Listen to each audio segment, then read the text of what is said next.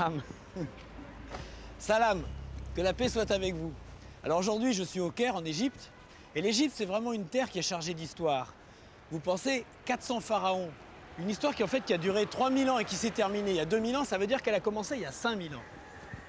Alors évidemment, il y a des archéologues qui se penchent là-dessus. Et en fait, le travail d'un archéologue, c'est pas simplement de creuser et de trouver, c'est surtout de comprendre. Et on va aller voir ça de plus près. Alors, comme l'histoire est très compliquée, l'histoire des pyramides, qu'elle a duré très longtemps, ben on va faire ça dans l'ordre et on va commencer par les origines. Taxi ?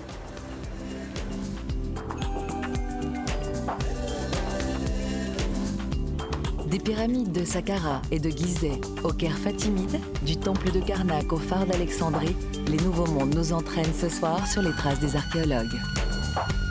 Avec eux, Antoine découvrira la nécropole des ouvriers qui ont bâti il y a plus de 4000 ans les tombes de leurs pharaons, ces pyramides dont les pierres ont servi aux bâtisseurs de la cité fatimide du Caire. Au musée, nous découvrirons des momies d'animaux qui livrent aux égyptologues des informations précieuses sur l'époque pharaonique. Puis direction Luxor, où d'autres sépultures, découvertes il y a plusieurs années, sont toujours étudiées dans leurs moindres détails.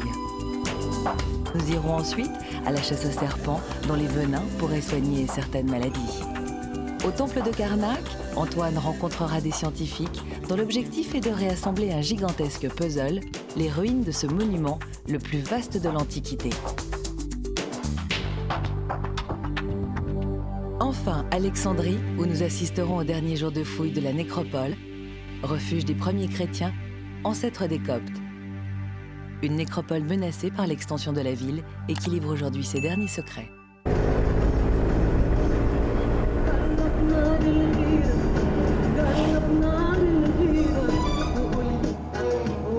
Ayatollah, Shlouda, Jésus, non,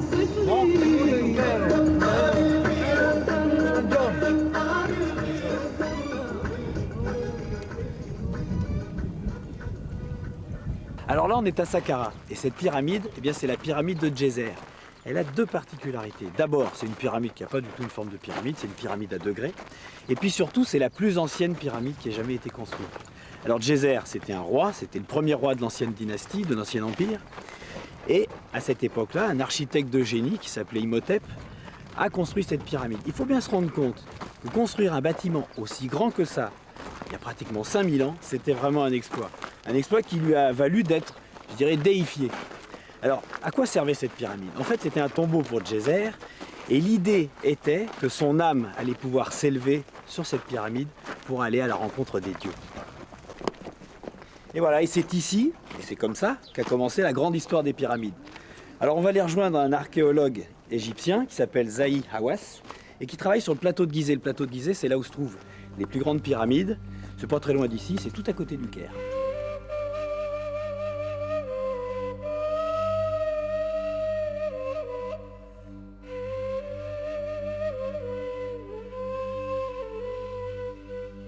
Khéops, Képhren et Mykérinos, trois rois qui firent édifier il y a plus de 4500 ans les trois plus grandes pyramides d'Égypte qui constituent aujourd'hui la seule des 7 merveilles du monde encore debout.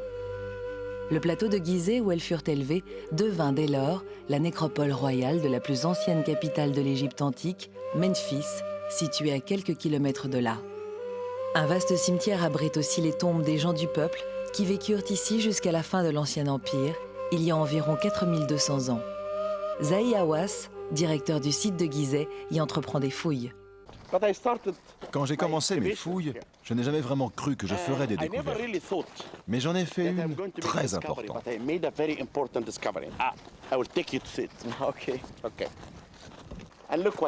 Et regardez ce que nous avons trouvé.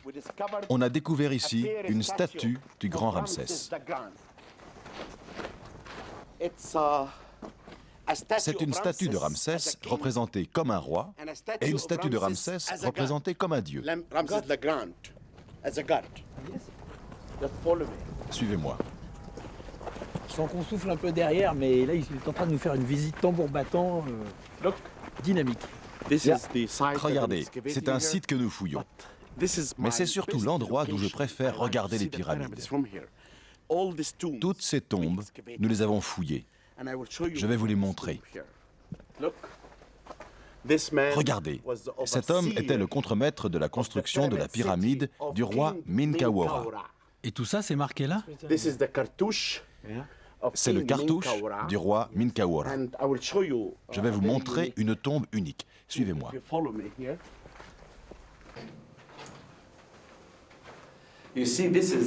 Vous voyez, c'est la tombe d'un homme très important. Qu'est-ce qu'il y a en bas? C'est un escalier plutôt bizarre.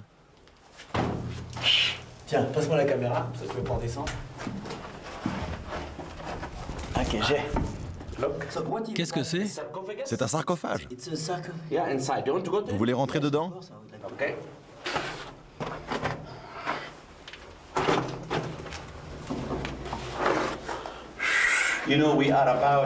Vous savez, nous sommes environ 10 mètres sous terre. Et c'est la tombe. Regardez, ce sont les côtés du sarcophage qui étaient recouverts avec une dalle. Ici, ces saillies dans la pierre servaient à le fermer.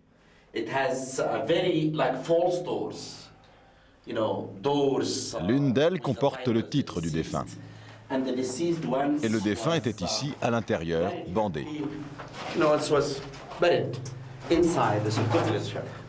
Mais quand vous avez trouvé cette tombe, le corps était toujours là? Non, non. Le corps avait déjà été volé depuis longtemps. Mais vous savez, nous sommes ici dans une tombe qui date de 4500 ans.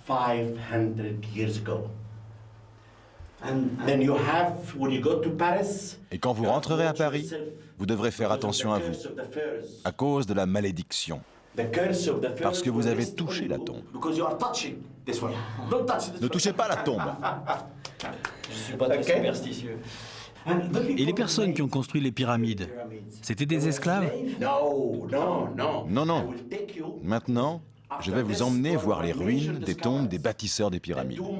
Elles prouvent que les bâtisseurs des pyramides n'étaient pas du tout des esclaves. Ici, c'est très intéressant. Les esclaves ne pouvaient pas construire de tombes près des pyramides. Les pyramides sont juste là-bas. Et nous avons trouvé sous ce village les maisons de ces ouvriers.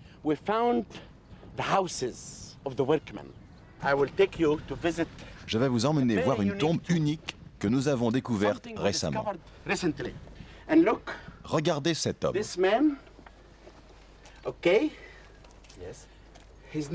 Son nom est Pi-Ti-Ti. Regardez ce qu'il a laissé ici. Il dit, écoutez vous tous, je n'ai jamais rien fait de mal dans ma vie. Celui qui touchera à ma tombe sera mangé par un crocodile, un hippopotame et un lion. Si vous faites quelque chose ici, vous serez mangé par un crocodile, un hippopotame et un lion. Oui, mais vous êtes en train d'y toucher. Non, non, non, moi je les protège. C'est vous qui les dérangez. Et la malédiction sera pour vous, pas pour moi.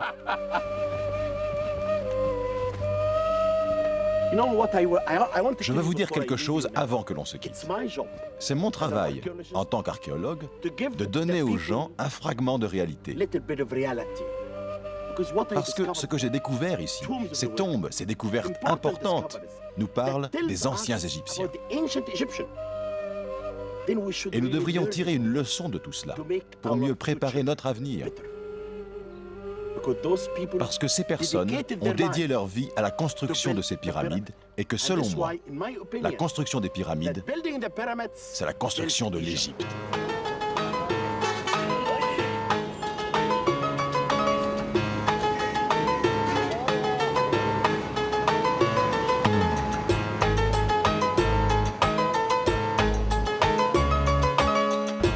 Le Caire, c'est vraiment une ville particulière. C'est la plus grande ville d'Afrique. 16 millions d'habitants.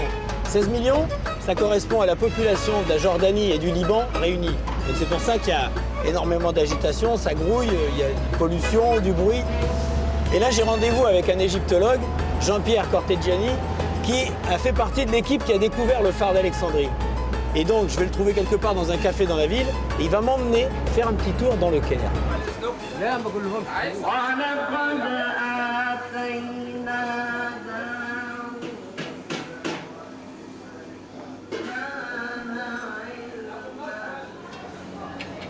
Bonjour. Bonjour Antoine. Jean-Pierre. Oui. J'ai déjà j'ai commandé le café, le thé, pardon, le lapsus, moi j'aime pas le thé. Bon, on m'a dit que le Caire, en tout cas le Caire ancien, a été construit avec des pierres qui provenaient des pyramides. C'est vrai?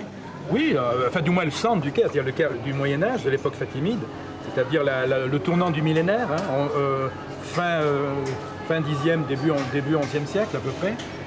Et on a construit en particulier l'enceinte de la ville, dont il reste deux portes et un assez gros morceau de mur, avec des pierres qui viennent évidemment du site des pyramides. À l'époque, on a fait exactement ce que faisaient les Égyptiens autrefois, c'est-à-dire réutiliser des blocs déjà taillés en utilisant les monuments comme carrière.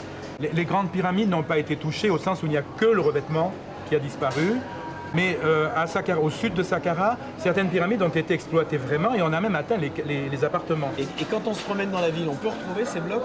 Il est probable que la plupart des morceaux de murs d'enceinte viennent de là.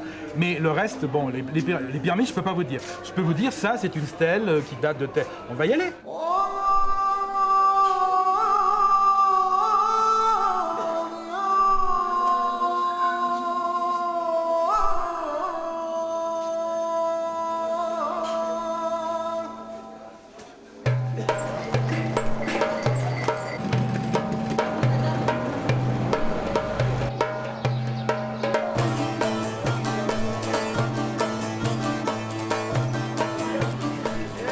Qu'est-ce qu'il fait? Alors, il repasse. Ça, c'est excellent, j'ai jamais vu ça. Joli, hein? Ah ouais.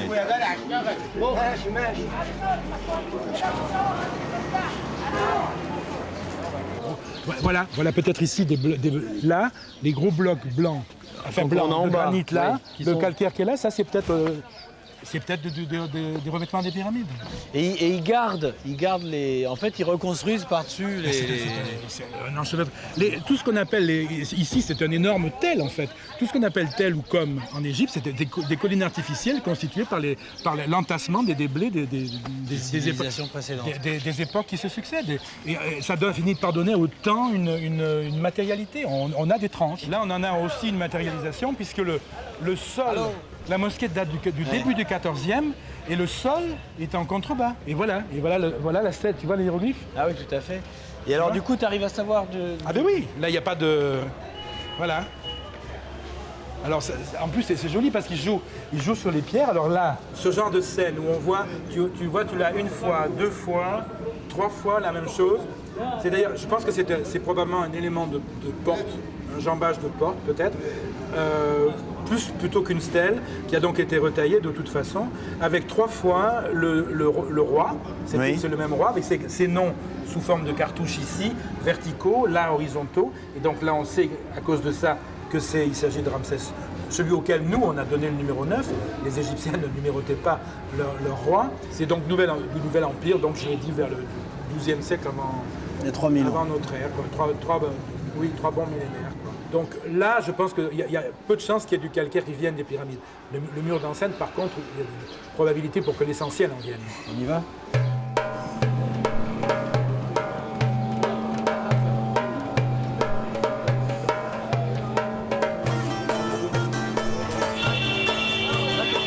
Attention, ça c'est ce qui reste, la partie la mieux conservée du mur d'enceinte de toute la ville. Et donc tout ça, évidemment il y a des restaurations, tout ce qui est là par exemple, le jaune plus clair, ça s'est restauré. Et toute cette partie-là comprend beaucoup de blocs pharaoniques avec des inscriptions, mais le reste est probablement, il y a un pourcentage énorme de chances que tout soit fait en partie avec le calcaire du revêtement des pyramides. Maintenant, on récupère plus les anciens matériaux pour les constructions nouvelles. Ça fait longtemps qu'on a arrêté. C'est-à-dire qu'il peut y avoir des récupérations, comme en France, on réutilise des cheminées de château ou des choses comme ça, si des choses sont détruites.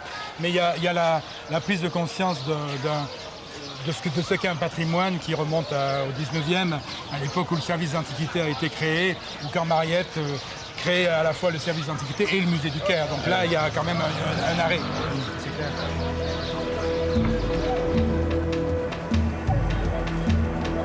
À partir des années 1860, Auguste Mariette, égyptologue français, met un terme au pillage.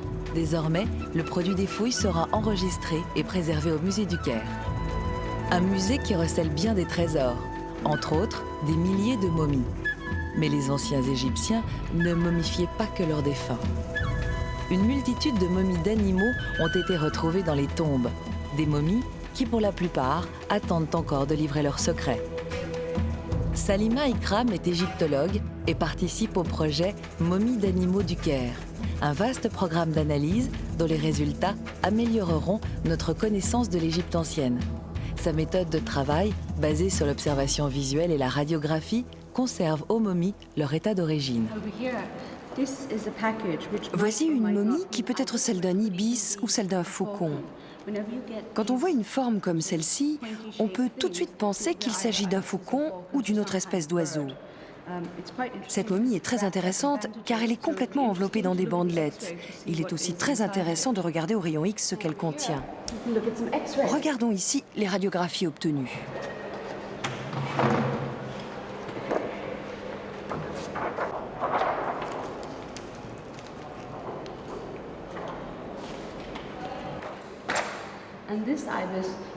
Cet ibis a été placé comme s'il était en position assise. Les pieds sont ici, et là, on voit les ailes et les jambes. Ceci, c'est la tête avec un bec qui apparaît là.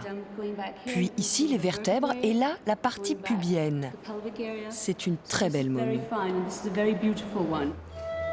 Les ibis et les faucons momifiés servaient d'offrande aux dieux.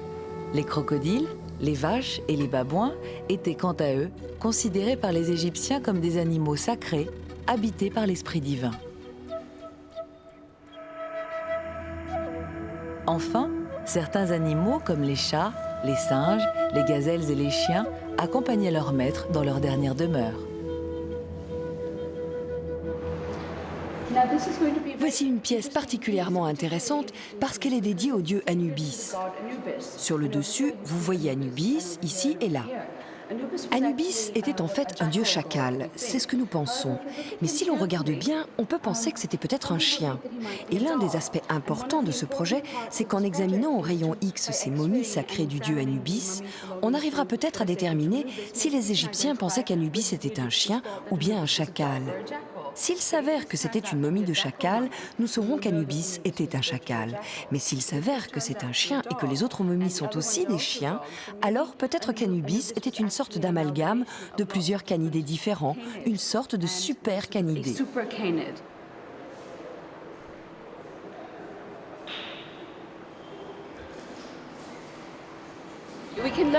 Nous pouvons apprendre beaucoup de choses en étudiant les momies d'animaux. Non seulement nous pouvons apprendre des choses sur les croyances religieuses des anciens Égyptiens, par exemple, pourquoi ils faisaient des offrandes aux dieux, quel genre d'animaux ils offraient, mais aussi on peut tirer des conclusions sur l'environnement. En regardant quelles espèces d'animaux nous avons ici, nous savons quelle était la faune de l'époque et nous pouvons dire dans quelle sorte d'environnement cette faune vivait et savoir ainsi comment le climat a évolué. Un climat devenu de plus en plus sec au fil des siècles. Peu à peu, les marécages de la vallée du Nil se sont asséchés et l'ibis divin disparut de la terre d'Égypte pour toujours.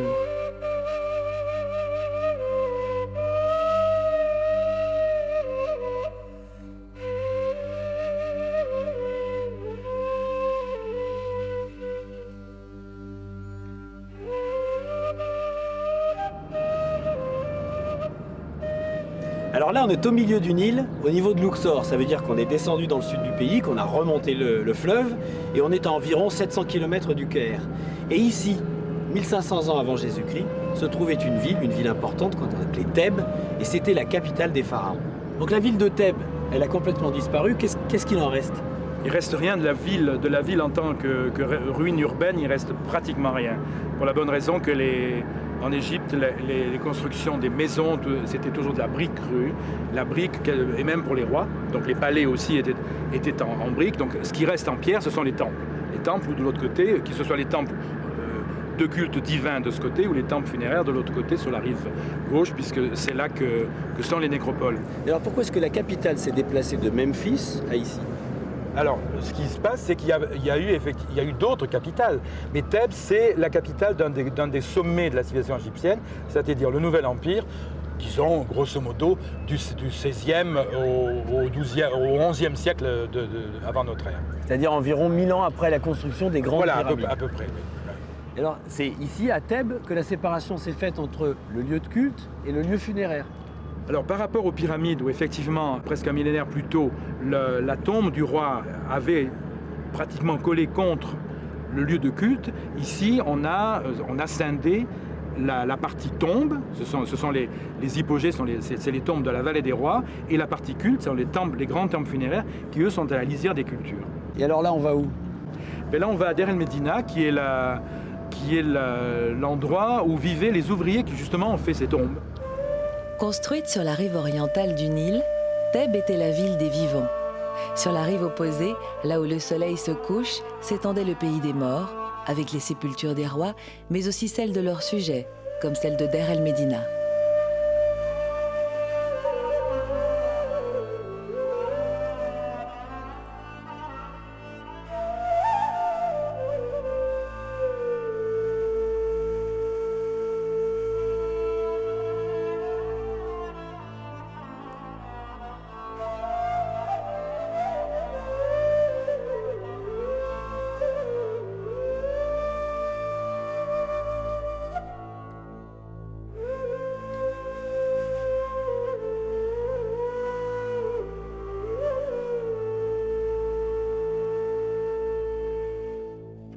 C'est pas encore la période la plus chaude de l'année, là? C'est souvent... C'est fin mai, début juin, c'est souvent le moment où il fait le plus chaud. Il me semblait, hein? C'est pas mal. Il doit faire 40.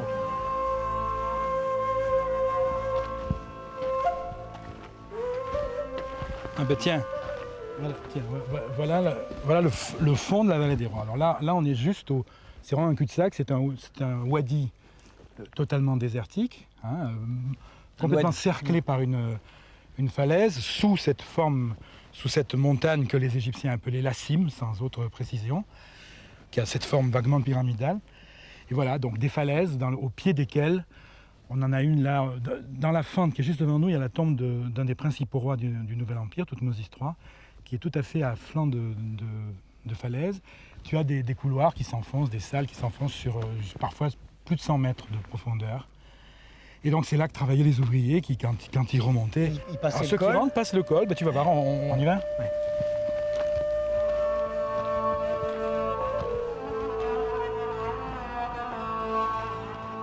On est encore trop loin, on voit pas encore le village. Le village est... Il est dans le creux, là, c'est dans ça? le oui, juste dans le contrefort là-dessous.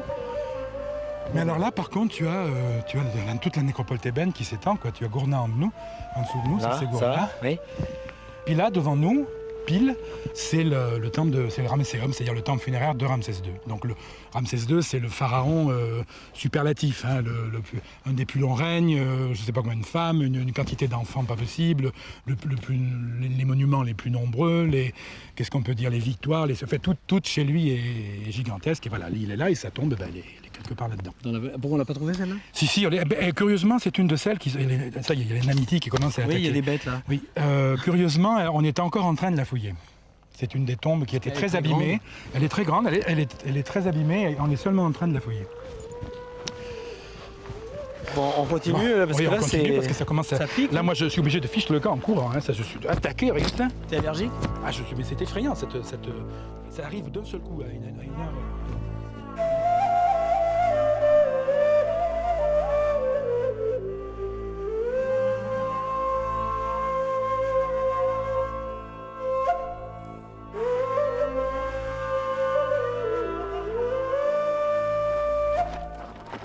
Là, c'est le village, avec une sorte de petit mur, on ne peut pas dire une fortification, mais un mur qui le délimite. Oui. Il y a à peu près une soixantaine de maisons, je crois qu'il y en a 62 exactement. Alors dans cette partie-là, il y a la ville et dans l'autre partie, il y a les tombes. Alors c'est tout ce qui est dans l'ombre maintenant, c'est-à-dire le flanc ouest de la colline. Oui. Il y avait en fait des tombes de l'autre côté aussi, mais l'essentiel des tombes est là, numérotées, c'est-à-dire des tombes qu'on peut attribuer à quelqu'un de précis, avec un nom, etc., dont il reste donc un peu de décor, il n'y en a qu'une cinquantaine. Mais on en a plusieurs dizaines. On peut descendre. On peut descendre, oui.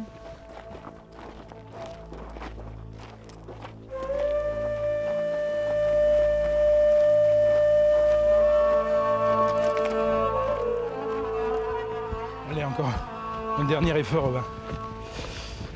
Voilà. Alors là, on plonge. Parce qu'avant, il y avait un puits. Oui. Ces tombes-là avaient une cour extérieure, la pyramide, un puits et les caveaux. Alors là, à la place des puits, évidemment, il y a un escalier un peu raide, mais bon, on descend. Ah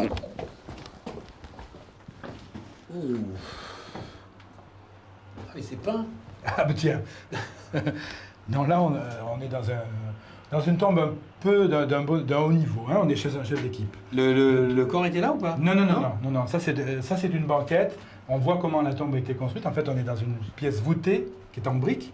Le monsieur qui s'appelle Iner Haoui était un chef des ouvriers sous Ramsès III et IV. On a le cartouche du roi ici. Et on est donc, disons, au XIIe siècle, quoi, pour faire la chose large. 3000 ans. Il y a 3000 ans. À peu près. À peu près, voilà. C'est quand même de la très belle peinture, avec beaucoup d'originalité, en particulier son plafond. Un très beau plafond qui malheureusement est un peu abîmé. Les voleurs étaient rentrés par là. Hein, la tombe avait été pillée par ce trou-là. Et donc un plafond à caisson, ce qu'on appelle caisson faute de mieux, c'est-à-dire des divisions qui sont comme des espèces de tapis, avec des broderies, ici ce qu'on appelle des bucranes, c'est-à-dire des têtes de bœuf vues de face, motif un peu d'origine crétoise, et le reste, motif géométrique ou floraux, comme ces jolis petits tapis de fleurettes. Attends, alors question un peu bizarre, mais qui creusait la tombe? Le creuseur de tombe. Mais eux-mêmes, absolument. Et qui enterrait le creuseur? Les creuseurs entre eux, si j'ose dire. C'est-à-dire que l'équipe d'ouvriers comprenait toutes sortes de corps, on l'a dit déjà, hein, mais tous ces corps de métier, le plâtrier, le peintre. Après, pour eux, ils se sont fait ces tombes-là, y changeant leur service. Et tout aussi belle que celle-là? Pas tout aussi belle, mais d'une très belle qualité. Par exemple, ici, c'est une scène où le défunt et sa femme sont assis et jouent au zénith, une espèce de jeu d'échecs, avec un texte qui accompagne tout ça. Ça fait partie d'un passage du livre des morts. Et en fait, le défunt joue en quelque sorte son éternité contre un adversaire qu'on ne voit pas. Hein. Ici, une chose qui était une scène assez rare et même unique dans cette nécropole, il y avait tout le panneau ici était occupé par une scène d'adoration de souverains divinisés, au premier rang desquels il y avait ici, et je crois que ce morceau-là est au British Museum, Amenophis Ier et sa mère Armès Néfertari, qui sont en quelque sorte les fondateurs, puisque c'est lui qui le premier a fait sa tombe par ici, et qui sont donc en quelque sorte les saints patrons de cette équipe des gens qui faisaient les tombes.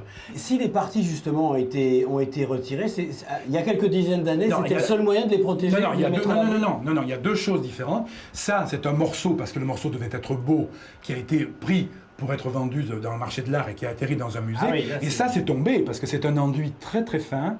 On voit très bien, c'est un enduit blanc très fin sur de la mouna. Ça, c'est ce qu'on appelle la mouna, c'est-à-dire c'est de la terre crue, avec de l'herbe dedans. Et donc ça tombe malheureusement très facilement. Maintenant, c'est quelque chose qu'on ne fait plus, d'emmener des dessins ça dans les musées. Évidemment pas. Non, maintenant, au contraire, on prend grand soin de préserver les choses, de les restaurer, de les maintenir en l'état. Et malheureusement, il y a eu dans la salle du bas, il y a quelques années, on n'a jamais su qui c'était, quelqu'un qui a enlevé un petit morceau, c'est très récent, et un pillage imbécile. Et depuis, Dieu merci, la salle du bas, qui est beaucoup mieux conservée, est préservée par des vitres. On peut aller voir. On va aller voir. Alors là, on est dans... C'est un... Je ne sais pas si tu vois, là, c'est beaucoup d'images et relativement peu de texte. Oui, c'est assez... Ils sont écrits gros d'ailleurs, oui, par rapport à ça dépend lesquels. En fait, on a ici, à part les scènes du bas où il y a des scènes d'offrande, et ici, ce qu'on appelle le chant du harpiste, qui est un des textes très célèbres où on voit le défunt et sa femme qui écoutent un harpiste aveugle qui psalmodie un texte qui est écrit ici et dont le contenu, en gros, c'est un carpe diem avant l'aide, c'est-à-dire profiter de la vie pendant qu'elle est là. Hein. Ça, c'est une des grandes obsessions des Égyptiens.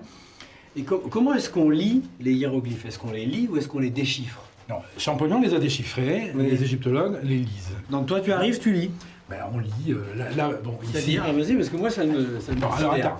attends, là, ici c'est d'ailleurs très, très amusant parce que, ça c'est un chapitre du livre des morts qui identifie les parties du corps du défunt aux parties du corps d'autant de dieux. Ouais. Donc ça les rend totalement invulnérables. Alors tu as des choses assez amusantes parce que le type a travaillé comme ça, c'est-à-dire qu'il a écrit les parties du corps, il a mis on voit très bien qu'il a fait ça en série, il a mis le nom après, et puis là, il a mis ensuite les dieux. Alors résultat de quoi? Il s'est trompé à certains endroits, et là tu as un machin qui est très rigolo, tu as le phallus de monsieur Untel, Oui. c'est celui de la déesse Nephthys, ce qui est un petit peu gênant. Donc il s'est trompé. Alors il s'est trompé, et alors tu t'aperçois, à ce moment-là, tu te réalises que là, tu disais, c'est un peu bouillasseux. Et en fait, il a effacé la barbe du personnage, parce qu'ici, il a Nephthys, mais en réalité, il y avait évidemment un dieu. Et tout est comme ça. Là, on voit très bien les silhouettes des personnages. Tu vois les traits là? Oui. Le petit trait qui est ici, c'est la silhouette d'un dieu assis. Et comme ici, il y avait un scorpion, il ne reste que la silhouette du dieu. Et pof, il a mis Selket, c'est la déesse scorpion. Alors la déesse scorpion, ici, elle a un rôle un peu particulier ici, parce qu'à Deir el-Medina, on a la tombe au-dessus, c'est une autre tombe dans laquelle je travaille. On a la tombe d'un monsieur qui est dit être un Kherep Selket, ce qu'on appelle un charmeur de scorpion. En réalité, c'est l'espèce de docteur, avec des gros guillemets, qui avait le manuel qui permettait d'avoir les formules pour traiter les piqûres de serpents, d'insectes, de choses venimeuses, etc. Dans l'Égypte antique, serpents et scorpions incarnaient des puissances bienveillantes ou hostiles. Les traitements contre les morsures incombaient donc aux sorciers guérisseurs et à ces formules magiques. Dans la famille de Madi Tolba, on est chasseur de serpents de père en fils. Une famille de 80 personnes qui vit de cette activité en fournissant scorpions et serpents au laboratoire de recherche. Les enfants chassent avec nous. S'ils n'apprennent pas très jeunes, ils ne chasseront jamais. S'ils n'apprennent pas avant 6 ans, ils n'apprendront jamais. Les enfants chassent avec nous. Ils sont en apprentissage pour devenir petit à petit comme nous. Lui, il chasse avec nous. Lui aussi. Et Mohamed et Hamada. Ce sont mes petits-enfants. Je suis leur grand-père. Ce sont les enfants de mes fils et de mes filles. Ils apprennent en grandissant comme à l'école, jour après jour, jusqu'à ce qu'ils soient comme nous. Ils les aiment, les serpents, ça les amuse.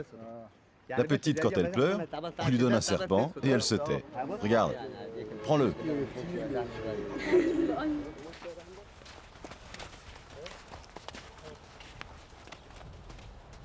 Chaque matin, Madi Tolba part traquer les serpents. À ses côtés, ses petits-enfants, encore en apprentissage, apprennent à reconnaître et à lire les traces.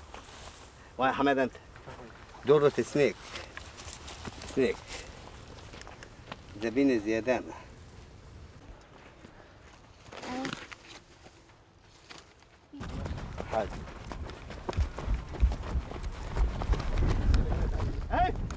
ايوه كان نمسك الكوبرا دي ايوه ايوه خليك ورا يا ساره انت خليك ورا بس خليك ورا سيبها انت جايبها نوبه سيبها يتفرجوا عليها التلفزيون سيبها يا ساره طيب خدي كلمي خدي يا هلا ايوه بعينهم اجانب ولا ايه؟ طيب دول دبي كوبرا Un cobra, ناجي هاجي le serpent mythique de l'Égypte ancienne. C'est lui qui dresse sa gorge dilatée au front des coiffures des pharaons. L'un des serpents les plus dangereux de l'Égypte. اطلبيني تاني بعد شويه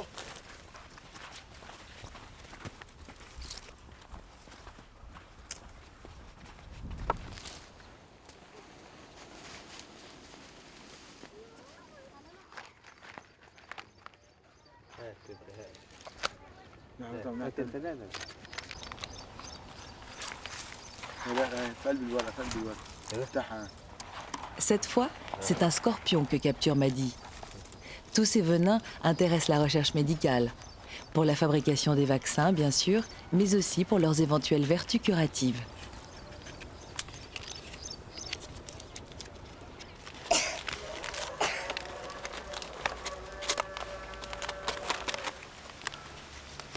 Le docteur Ahmed, de la faculté de médecine du Caire, vient aujourd'hui acheter quelques-uns de ces animaux venimeux.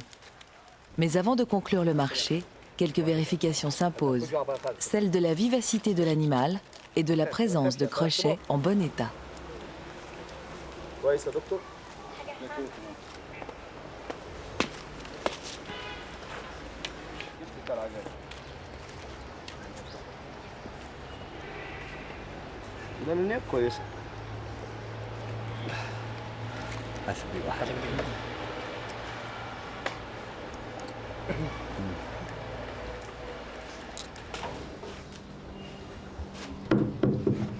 Régulièrement, les chercheurs du laboratoire de la faculté de médecine font cracher leur venin aux serpents, environ une fois par mois pour les cobras. Une quantité infime de liquide est ainsi prélevée, suffisante néanmoins pour obtenir des résultats prometteurs. Des substances aux effets thérapeutiques multiples ont déjà été isolées en laboratoire, anticoagulants, traitements contre le cancer et autres sérums. Pour le terrible scorpion, le prélèvement donne lieu à une toute autre gymnastique.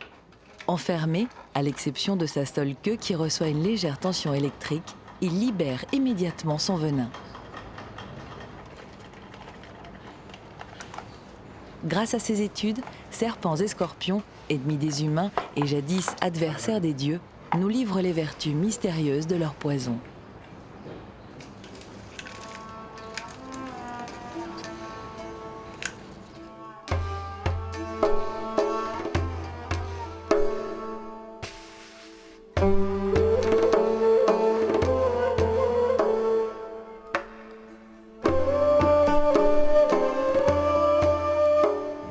Alors maintenant, je vais retraverser le Nil, je vais retourner du côté de la vie, c'est-à-dire du côté du temple de Karnak, et là je vais rencontrer un Français qui s'appelle François Larcher et qui est directeur de la mission franco-égyptienne à Karnak. Alors son travail est assez, je dirais, original. Ici à Karnak, il y a énormément de blocs de pierre, de toutes origines, de toutes provenances, et son travail, c'est d'une part de les restaurer, et puis même d'essayer de reconstruire les bâtiments originaux. Karnak, le plus grand temple d'Égypte, construit à la gloire d'Amon, le roi des dieux. Source de l'existence universelle, Amon, le dieu suprême, fut vénéré ici pendant près de 2000 ans. Son temple fut le plus important centre religieux de l'Égypte ancienne.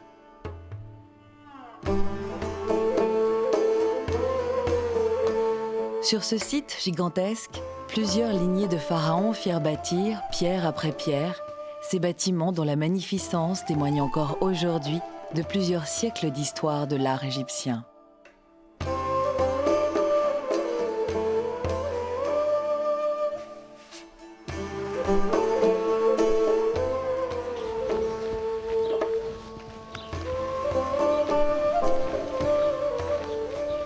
Bonjour. Larcher.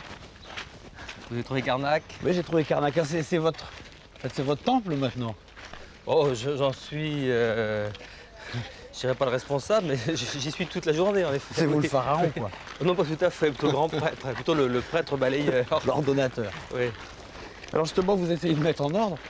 La base de notre mission, c'est la documentation des milliers de blocs épars et des monuments pour les publier. C'est-à-dire que Karnak a fonctionné pendant 35 siècles. Le premier grand temple dédié au culte du dieu Amon, qui est quand même la grande divinité de ce monument, c'est la raison pour laquelle tous ces monuments ont été construits. Le premier grand temple a été construit par Sésostris Ier aux alentours de 2000 avant Jésus-Christ. Puis ensuite, les monuments se sont succédés, surtout agrandis concentriquement les uns derrière les autres. Certains ont été détruits pour être remplacés par de nouveaux monuments.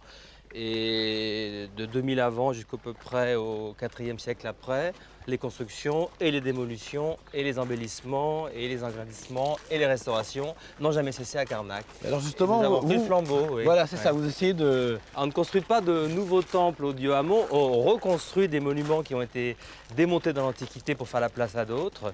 Parce que pour voir l'architecture, et sur des blocs démontés comme ça, il est évident qu'on ne voit pas grand-chose. Non, on ne voit pas grand-chose, mais ça, vous avez une des étapes du travail. La première étape était donc l'extraction des blocs.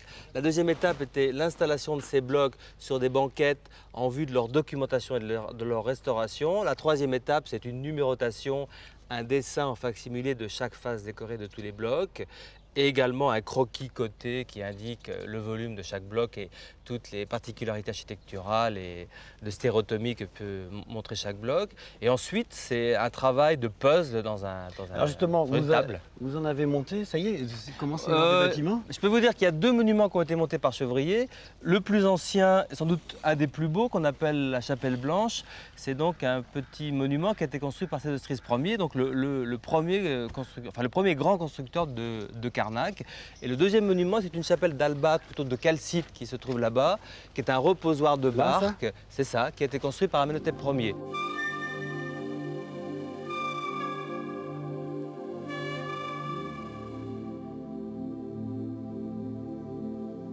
François Larcher a lui aussi reconstruit un monument. La Chapelle Rouge, édifiée par Hatshepsut, la seule reine à s'être fait représenter avec les attributs masculins de la royauté. Ce lieu de culte abritait la barque sacrée qui transportait la statue d'Amon lors des grandes cérémonies. Car Amon, lors des fêtes rituelles, quittait sa demeure de Karnak. La procession traversait alors le Nil pour aller visiter les temples funéraires des pharaons.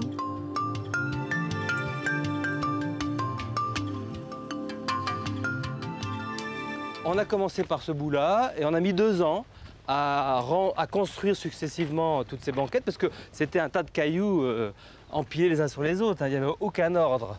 Et tous les milliers de blocs que vous voyez devant vous, vous voyez avec leurs faces décorées tournées vers le passage, seront dans les années prochaines entièrement copiés, photographiés, numérotés. Ceux qui ont besoin d'une restauration seront restaurés. Mais il y en a pour combien de temps? Et même, je dirais, est-ce qu'on aura simplement fini un jour? Sûrement pas, puisqu'en dessous, il faut fouiller. Donc si vous voulez, on a mis 2 ans à ranger tout ça, mais un jour, parce que le but ultime de l'opération, c'est que tous ces blocs retrouvent leur place dans les murs d'où ils proviennent. Et ça, on ne peut pas les remettre en place tant qu'ils ne sont pas documentés.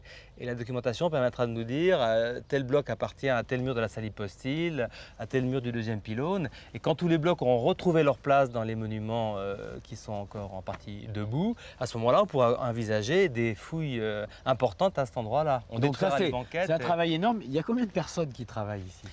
En ce moment, donc, c'est une équipe franco-égyptienne. Il y a une équipe de 150 Égyptiens et une équipe permanente de 20 Français qui comprend à Donc l'heure environ actuelle- 170 personnes. C'est ça, Et combien 180. combien de disciplines? C'est extrêmement varié. C'est très varié. C'est très varié. Non, c'est pas si varié que ça. Vous avez des architectes, des restaurateurs, des tailleurs de pierre, des documentalistes, des dessinateurs, des topographes, des photographes et bien sûr des égyptologues. Bon, bah c'est pas mal et je crois qu'on va aller voir tout ça.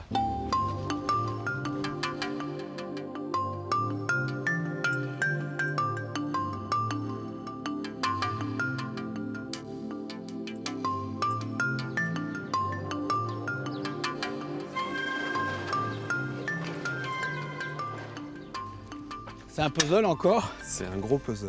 Ouais. Alors ça se passe comment? Bah, ça se passe de C'est la façon... Oui, c'est du collage essentiellement. Voilà, on a un gros bloc. Hein, on a différents cas de figures. On a des gros blocs comme ça, fracturés en gros morceaux. Donc c'est du collage tout à fait simple. Ça, c'est ce qui est facile. Ça, je dirais, c'est ce qui est facile. C'est pas forcément évident à manipuler parce que les blocs sont assez informes. Des fois, c'est délicat, ça casse comme du verre. C'est un calcaire extrêmement fragile qui ne prévient pas quand il claque. Mais bon, je dirais, c'est les cas les plus faciles. Après, on arrive à des cas de figure comme le bloc qui est derrière, alors là, qui est dans un état beaucoup plus dramatique, où ce sont plus que des petites lamelles empilées les unes sur les autres, qui ne ressemblent effectivement plus à rien a priori, mais sur lesquelles on va quand même intervenir. Si j'ai l'impression, cet énorme bloc là, il faut venir le Voilà. mettre. Alors bon, donc on en a posé un hier, et Ouais. quand j'aurai complété effectivement ce collage-là, on viendra placer le second ici. D'accord. Mais alors une fois que ça va être fait, excuse-moi de te dire ça, mais ça va continuer à ressembler à un gros rocher. Ça ressemblera à un gros rocher. Bon, il y a quand même une belle face épigraphiée sur celui-là, Oui. qui est à l'envers, là. Et sur l'autre bloc, on a la main qui tient un sceptre. Bonjour. Vous le tailleur de pierre? Oui. Ça se voit. Ça va? Ça va. Et alors vous êtes en train de faire quoi? Là, je suis en train de faire un bloc de rampe d'escalier. Donc une partie de rampe. Ça va être une extrémité de la rampe, quoi. C'est-à-dire que ça, c'est un élément qui va venir en complément de ce qui a été retrouvé. Non, la rampe n'a pas été retrouvée, donc on l'a refait intégralement pour pouvoir rentrer dans la chapelle. Et ça va aller où alors sur le... Ça va aller à l'entrée de la chapelle. Ici? Donc ici, ouais. Donc là, on va avoir un premier bloc ici. Donc le bloc que je suis en train de tailler va venir ici, à peu près à cette hauteur-là, jusqu'en bas. Et puis les autres vont venir ici. Et il faut combien de temps pour tailler un escalier comme ça? À peu près un mois, à deux. Un mois à 2 personnes? Oui. On peut rentrer? Oui, on peut rentrer, ouais. Là, tout ça, ce sont des dalles neuves qui sont ici. Ça, ce sont des dalles antiques. Et on va tout compléter comme ça au niveau du dallage. Est-ce que vous allez refaire le toit? Non, le toit, non. Pourquoi il n'y a jamais aucun toit pratiquement? Ici, c'est voulu. Déjà parce qu'on n'a pas retrouvé de blocs de plafond. Et ensuite, on ne va pas les reconstituer parce que, pour des raisons d'éclairage. Donc à une certaine heure de la journée, quand il est midi, on va avoir cette face-là qui va être éclairée. Donc les hiéroglyphes vont nous apparaître beaucoup plus visibles. Et une demi-heure après, ça va être cette face-là. Parce que si on couvrait, les deux faces intérieures ne seraient jamais éclairées.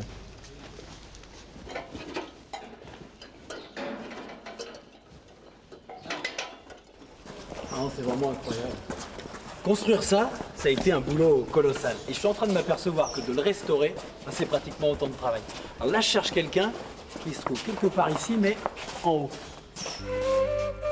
Il y a environ 3300 ans, le pharaon Séti Ier et son fils Ramsès II firent édifier l'œuvre la plus spectaculaire du temple de Karnak, la gigantesque salle hypostyle. 134 colonnes de 15 à 22 mètres de haut, en forme d'immenses tiges de papyrus, largement décorées de scènes d'offrandes à Amon. Une salle ceinturée de murs gigantesques, ornée de scènes de culte et de représentations guerrières.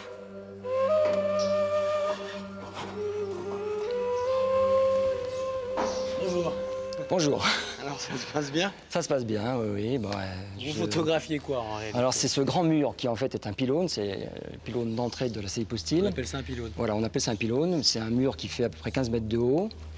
Et notre but, c'est de photographier l'ensemble des scènes, une par une. Puis ensuite, dans un deuxième temps, de faire le montage de l'ensemble de ce mur pour en voir la totalité. Le gros problème, c'est que il y a des colonnes partout, bien sûr, et donc très proches aussi de ce mur. Si bien que ça nous empêche de nous reculer pour avoir des vues suffisamment larges pour photographier l'ensemble du mur d'une seule fois. Ensuite, dans un deuxième temps, on se déplace dans la salle d'ordinateur pour travailler les images. Ce qui veut dire qu'à la fin, il y aura une seule photo de tout l'ensemble du mur? Oui, absolument. Sans les pylônes? Absolument. Personne n'a jamais vu ça, ni même moi, ni même vous.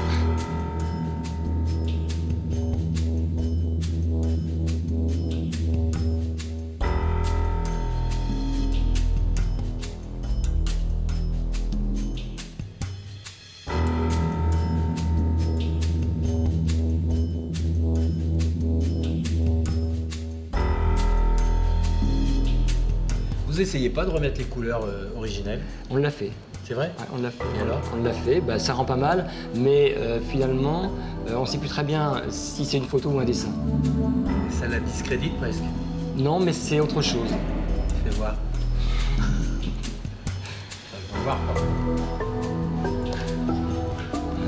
C'est vraiment les couleurs qui étaient à l'origine? C'est ça, ouais. Je crois que je préfère maintenant.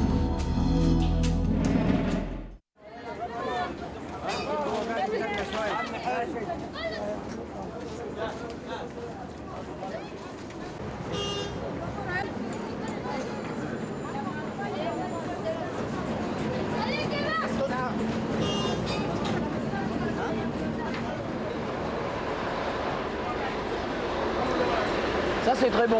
On appelle ça kermès. Des espèces de petites graines, mais il ne faut pas manger la peau. Enfin, on peut la manger, mais elle n'est pas bonne.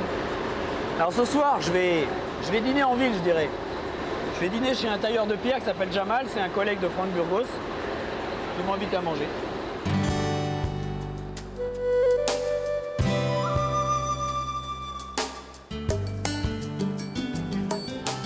La plupart des ouvriers de la mission franco-égyptienne habitent le faubourg de Karnak, à proximité du temple.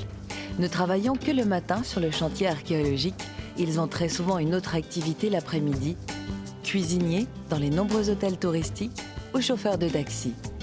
Mais Jamal a fait un autre choix. Il habite sur la rive ouest du Nil, à Médina Tabou, un petit village isolé sur cette longue bande de terre fertile située entre le fleuve et le désert. Il y cultive son potager. Les habitants de Médina Tabou, comme ceux des autres villages alentours, seront amenés un jour à déménager, car sous leurs pieds se trouvent sans doute de nombreux vestiges enfouis.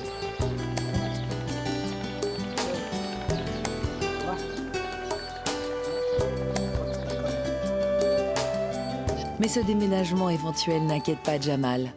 Le patrimoine légué par ses lointains ancêtres et auquel il consacre sa vie restera toujours pour lui une priorité.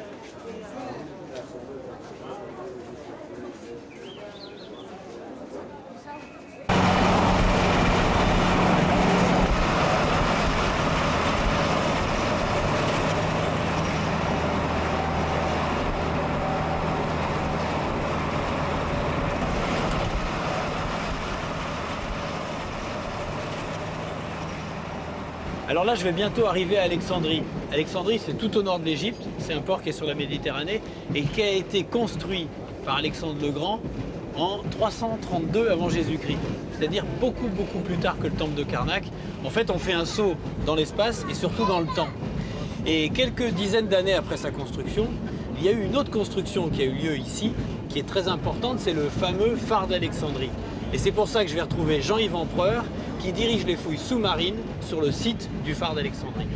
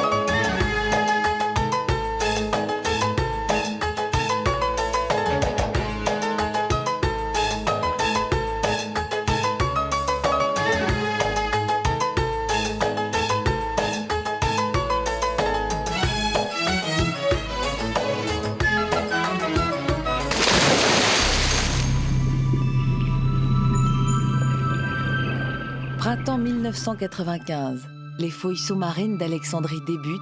L'objectif des archéologues, établir un relevé général du site. Quelques 2000 blocs de pierre sont ainsi fichés, répertoriés, analysés. Des fragments d'obélisques, des statues brisées de pharaons, de sphinx et une multitude de blocs imposants qui, selon toute vraisemblance, sont les vestiges du célèbre phare.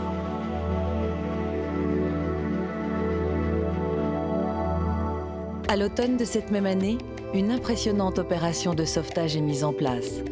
Surgissent alors des flots, le torse de l'un des premiers rois d'Égypte, Ptolémée II, bâtisseur du phare métique, sous le regard ravi de Jean-Yves Empereur, directeur des fouilles.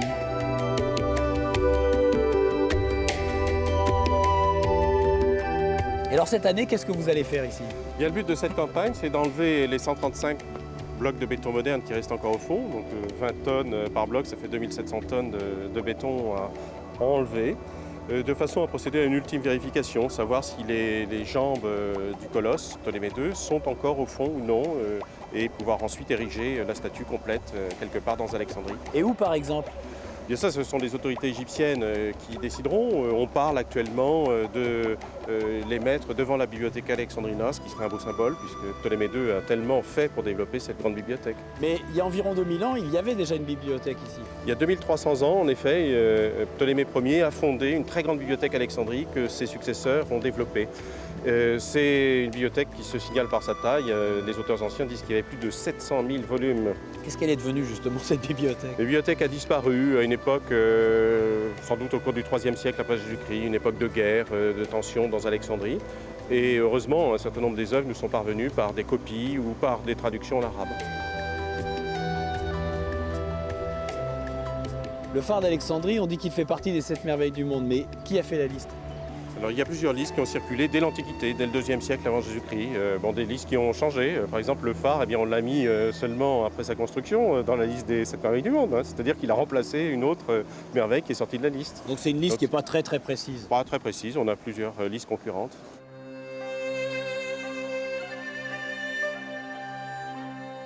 Jean-Yves Empereur n'est pas au bout de ses surprises.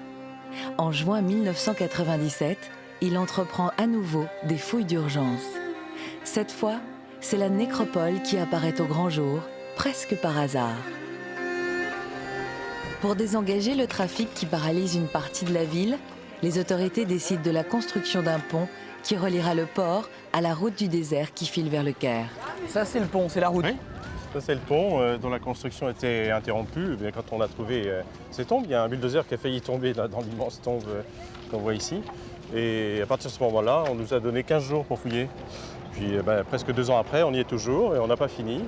Mais le pont va être construit, on va reprendre la construction là, d'ici quelques jours. Donc on attend les bulldozers d'un jour à l'autre. Les bulldozers vont arriver comme ça L'autorisation a été donnée mercredi dernier. Donc voilà, on attend. On a quelques sursis, donc on continue comme si de rien n'était, mais on sait que le site est condamné. Mais alors la nécropole, c'est quoi exactement une nécropole? Nécropole, c'est une ville des morts. C'est un mot qui a été forgé par Strabon en 25 avant Jésus-Christ, quand il est venu ici pour décrire Alexandrie. Il était tellement impressionné par la taille de cet immense cimetière qui faisait plusieurs kilomètres carrés qu'il a forgé un mot nouveau pour exprimer son impression. Et voilà, on retrouve ces tombes gigantesques, ces hypogées collectifs comme celui-ci, avec sa cour, on va descendre par l'escalier, et ces centaines d'alvéoles qui recelaient chacune plusieurs squelettes. Mais en 25 avant Jésus-Christ, c'était déjà une ville qui c'était déjà enterrée? Ah oui, bien sûr, absolument. Oui. Là, le plafond a été décaloté par les bulldozers, mais il faut imaginer tout ça sous terre. Il y a par ici, par là, énormément de ces tombes collectives qui sont enterrées. On peut descendre alors? Oui, on va descendre, on va prendre l'escalier qui menait à la tombe antique. Donc il y avait une entrée? Il y avait cette entrée qui mène à la cour. Donc là déjà on était sous terre normalement? Là on est sous terre. Là on est sous terre et on débouche dans la cour qui était la seule pièce à ciel ouvert. Et tout ça donc est obscur. Dans chacune de ces alvéoles, l'oculi on dit, il y avait un mort. Un, voire plus. Souvent, on repoussait les occupants précédents pour installer confortablement le nouveau venu. Et alors, c'était fermé avant par quelque chose, une dalle? Oui, il y avait une dalle peinte avec en pierre, la même pierre, cette calcarénite locale. Et sur ces dalles, il y avait des portes peintes, des portes à 2 vantaux symboliquement fermées avec la clé dans la serrure. On attendait. Simplement peint, en trompe-l'œil? Simplement. Non, peint avec des couleurs vives, bariolées. Et on a même trouvé une scène où il y a donc le mari qui donne une poignée de main d'adieu à son épouse défunte. Alors là, il y a des trous de voleurs qui permettent de passer d'un oculus à l'autre, et même dans des tombes qui étaient indépendantes dans l'Antiquité. Donc là, on a accès à une autre tombe. Ici, il y avait un voleur qui était un peu plus gros, donc là, je peux passer. Ou alors, il y avait quelque chose de très gros qui valait beaucoup? Oui, peut-être. Ça a été pillé quand? Alors, c'était pillé dès l'Antiquité, certainement. Mais on a continué à connaître tous ces passages jusque récemment. Et ça veut dire que maintenant, tout a été exploré par les voleurs et qu'il n'y a plus d'objets de valeur à trouver ou Oui, parce que les objets de valeur, voilà, les objets de valeur pour les voleurs, eh bien c'est des bijoux, c'est du métal. Ils ont laissé tout ce qui est poterie, tout ce qui est céramique, et qui nous intéresse beaucoup, puisque ça nous permet de dater ces tombes. Et on peut essayer d'aller là-dedans? Ah oui, bien sûr, ouais, on peut y aller. Allez voir.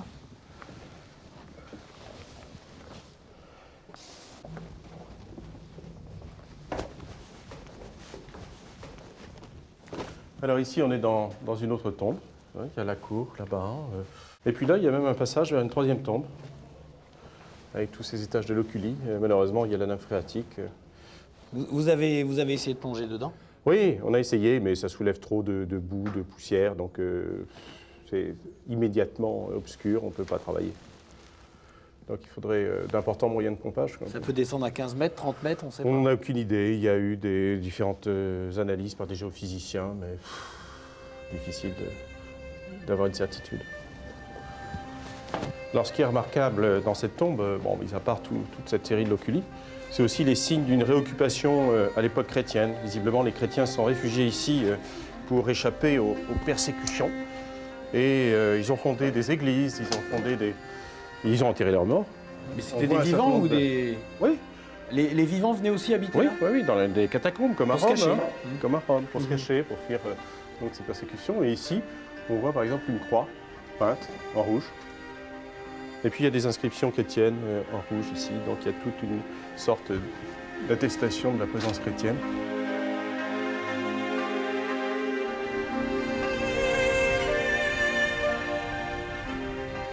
Le monastère des Syriens, un monastère copte fortifié, situé dans le désert, à l'ouest du delta du Nil. Égyptologue, Marguerite Rassard-Debert est aussi spécialiste des Coptes. Elle étudie cette civilisation dont les racines remontent à l'Égypte ancienne.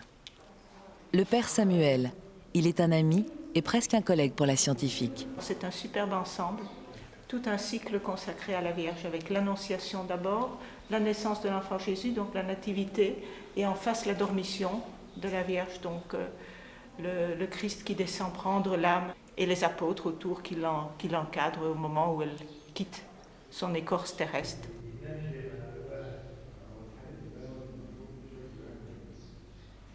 Si j'ai bien compris, parce que je ne connaissais pas les autres peintures, Père Samuel a expliqué qu'il y avait des nouvelles peintures qui avaient été découvertes en dessous, puisque comme la plupart des monastères, on a toute une série de peintures qui se sont superposées au cours des siècles. Plutôt que de détruire, c'était une habitude, plutôt que de détruire, on mettait un lecho ou un nouvel enduit et on repeignait dessus. Si les fondations syriennes du monastère remontent au IXe siècle, de nombreux vestiges d'ermitages plus anciens ont été mis au jour dans la région. Le père Samuel entreprend régulièrement des fouilles. Aujourd'hui, il emmène Marguerite découvrir de nouveaux vestiges de couvents occupés par les ermites entre le 5e et le 8e siècle. Alors on se trouverait en réalité sur l'ensemble fouillé par les équipes américaines avec le service d'antiquité, et nous aurions ici un ensemble très vaste comme au Kélia, avec un mur d'enceinte dont eux ont trouvé les traces mais qui ne sont pas apparentes, et sous chaque dôme que vous voyez de sable, il y aurait un couvent. Chacun de ces petits couvents, à l'intérieur de l'enceinte, abritait à l'origine un seul moine qui passait toute la semaine dans la solitude la plus complète. Le dimanche, ces ermites se réunissaient pour la messe dans l'unique église dont les archéologues ont retrouvé ici quelques vestiges. C'est un plan typique d'un des monastères kéliotes.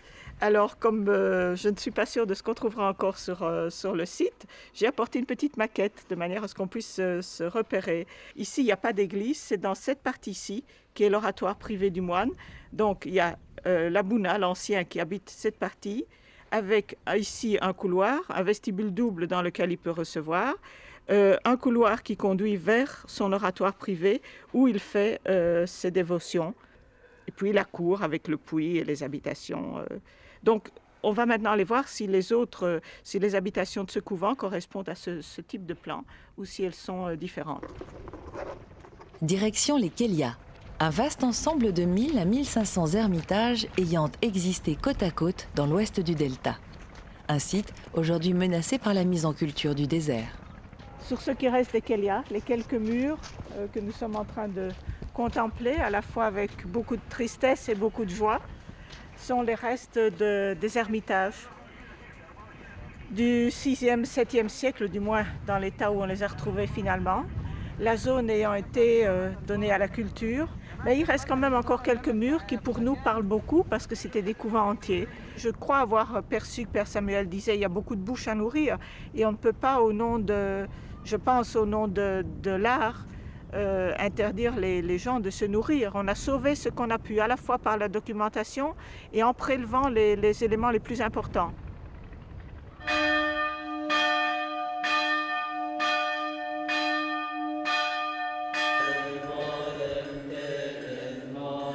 Aujourd'hui, les moines coptes vivent en communauté dans des monastères groupant parfois plusieurs centaines d'hommes. Ici, le monastère de Saint-Macaire, l'un des plus importants et des plus modernes de la région.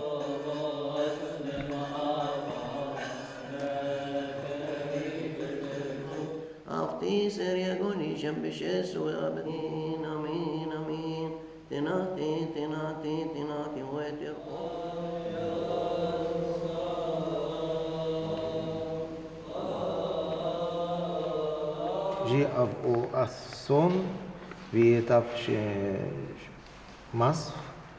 La langue copte est la langue des anciens Égyptiens. Mais au IIe siècle, il y a un père de l'Église, Pantinos. Il a inventé une façon d'écrire la langue copte avec les lettres grecques plus 7 lettres de la langue égyptienne.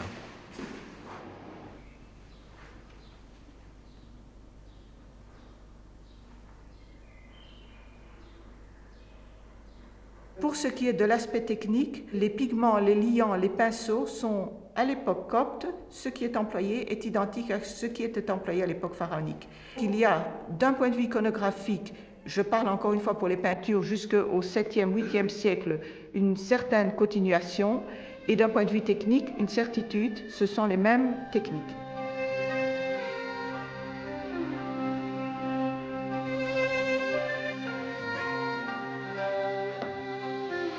Alors ici, tous les loculi ont été fouillés. Donc on peut aller voir maintenant les anthropologues, ils sont dans une tombe voisine en train de dégager les squelettes. Il y a encore beaucoup de squelettes? Oh, il y en a quelques milliers. Et ça donne une nouvelle image de la population de l'Alexandrie antique, donc c'est pour nous extrêmement intéressant.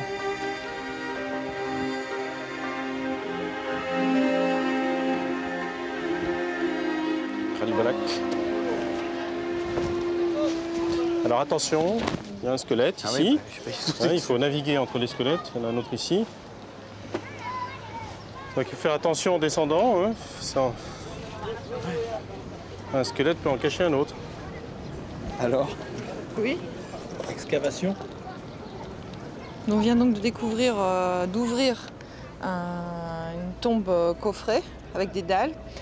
On a découvert à l'intérieur un seul squelette, et c'est une momie. Comment on le sait ça? On sait que c'est une momie parce qu'on a des traces de tissu assez épais, environ 5 mm d'épaisseur, de couleur jaune. On en a aussi de couleur rouge. Il en reste beaucoup tout le long du corps. Et ça suffit à penser qu'effectivement, vu l'épaisseur du tissu, il y en avait beaucoup. Et s'il y avait autant de tissu, nécessairement, c'est une momie.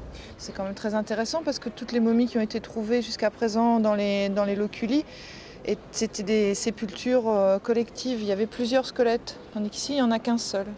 Alors on était parti pour voir les anthropologues, et on va continuer. Oui. C'est où? On va aller voir.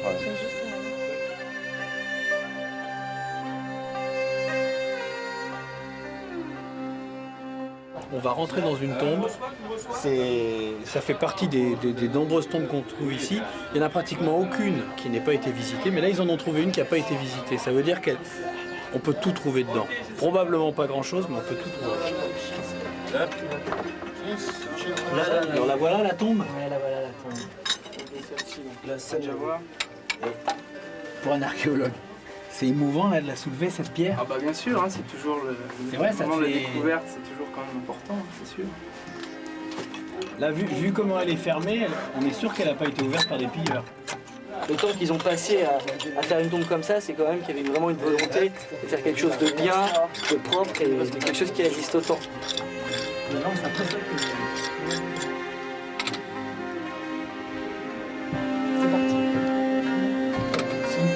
Attention. Dans le sens trésor, comme on dit nous, il n'y en a pas. Un trésor d'archéologue. Pour le moment, je vois qu'un individu, donc c'est quand même intéressant parce que c'est une belle tombe qui a été pour une seule personne. Et ce qui est sûr, c'est que c'est nous qui le voyons depuis qu'il a été mis là. Quoi. Depuis que sa famille l'a mis là. Bah ouais. Ah, ça fait quand même de l'effet, ça. Ouais, c'est impressionnant.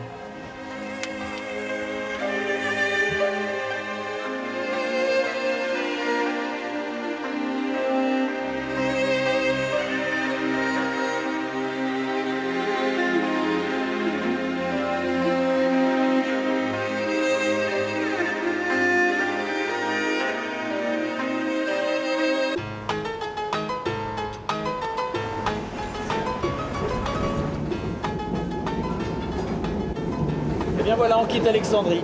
L'Égypte, c'est vraiment une terre d'histoire. Et les archéologues essaient de trouver cette histoire. Et ce qui est paradoxal, c'est que plus ils creusent, plus ils prennent de temps, et plus ils remontent dans le temps. Enfin bon, toujours est-il qu'on se retrouve jeudi à 20h50, jeudi prochain, sur France 2 pour les Nouveaux Mondes. À la semaine prochaine.